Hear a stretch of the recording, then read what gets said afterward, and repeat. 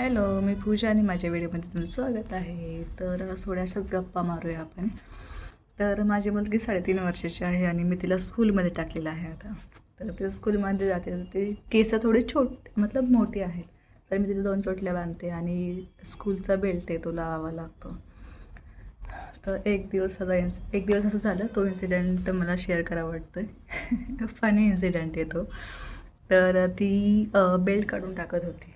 बेल्टच लावत नव्हती. मी म्हटलं का काढते तू सारखा बेल्ट, लावून जायचं आहे स्कूलमध्ये. म्हणते नाही मी नाही लावणार, मी छान नाही दिसेल बेल्ट लावल्यावर. म्हटलं काय? म्हणते मी छान नाही दिसेल बेल्ट लावल्यावर. कशी दिसते मी? ये सुन के मैंने बोला क्या? हे ऐकून मला असं वाटलं की काय काय प्रकार आहे हा? 3.5 वर्षाच्या मुलीला समजते की आपण छान दिसतो, छान दिसत नाही. आणि मी 3.5 वर्षाची होते तेव्हा मला काही समजत नव्हतं. आणि आताच्या मुलांना मी छान दिसत नाही, मला असं कर. आणि मी तिला तयार करते ना, तर त्या आरशामध्ये जाऊन बघते कशी दिसते मी. तिला म्हटलं अगं तू शाळेमध्ये शिकायला जाणार आहे बाळा, फॅशन शोला नाही जाणार आहे. ही आजकालची मुलं, काय करायचं या मुलांचं?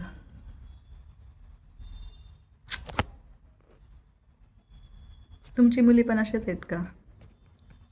ऐकलं होतं की मुली, म्हणजे मला असं पाहिजे होतं की मुलगी पाहिजे एक, तिला आपण छान असं तयार करू वगैरे वगैरे, मस्त मस्त छान छान कपडे घालू.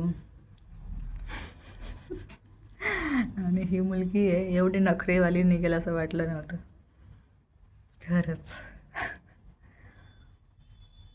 आणि राग आला तर कोणाचीच नाही होत, एवढा डेंजर राग आहे तिचा.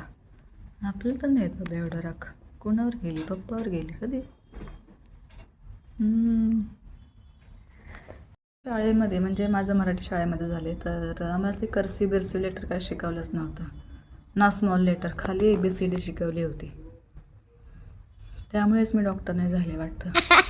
कर्सिव्ह लेटर शिकलं तरच डॉक्टर होईल का? कारण ते कर्सिव्ह पण तसंच राहतं की काय लिहिते ते समजत नाही. माझ्या शाळेवाल्यांचा, तुम्ही मराठी शाळेत होते. मी मराठी शाळेत शिकले म्हणून मला डॉक्टर नाही बनता आलं का? तसं बी बनायचंच नव्हतं मला डॉक्टर, चिडफाड करायला.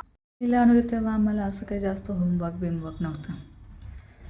पण आजकाल होमवर्क म्हणजे आईवडिलांचीच परत शाळा. म्हणूनच मला वाटतं शाळेवाले जास्त फी घेतात आहे ना, कारण त्यांना मुलांना पण शिकवायचं आहे, त्यांच्या आईवडिलांना पण शिकवायचं आहे की अरे असं नाही आहे, हे कर्सिव्ह लेटर, हे स्मॉल लेटर, हे कॅपिटल लेटर.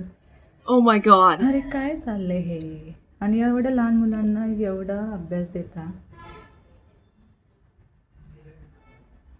लिहिता लिहिता मुलगा दमून जातो आणि त्याला मार्क देता देता मी दमून जाते. आमच्या मम्मीने तर माझा कधी अभ्यास घेतलाच नाही.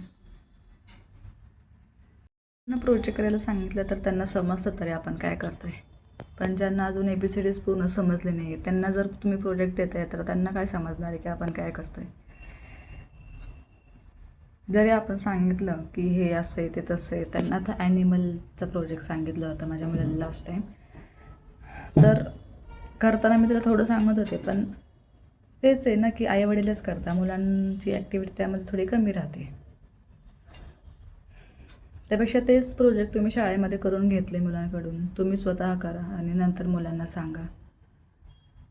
चला, भरपूर गप्पा झाल्या, भरपूर काही शेअर केलं. तुमचं काय मत आहे या गोष्टीवर? व्हिडिओ माझा कसा वाटला तर मला नक्कीच सांगा.